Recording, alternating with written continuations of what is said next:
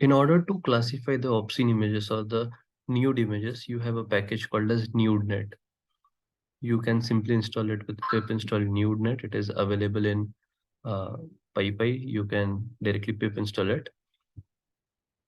It's as simple as you need to import NudeNet from Nude classifier. Then what you need to do is you need to initialize your classifier and then simply classifier.classify. This classify method takes an argument of your image path and it will directly give you whether your image is safe or unsafe. Uh, this is the repo link. I'll add it in description. If you go in NudeNet and in classifier.py, here is the model which they have trained. You can directly copy it and you can download it.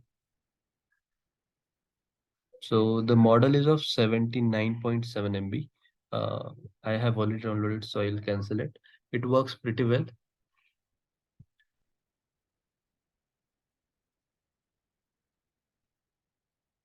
What I want to show you is, yeah, so it classifies whether your image or video is safe or unsafe. Apart from it, if it is unsafe, it also gives you a category in which category it falls. You can take it and it works pretty cool on images as well as video.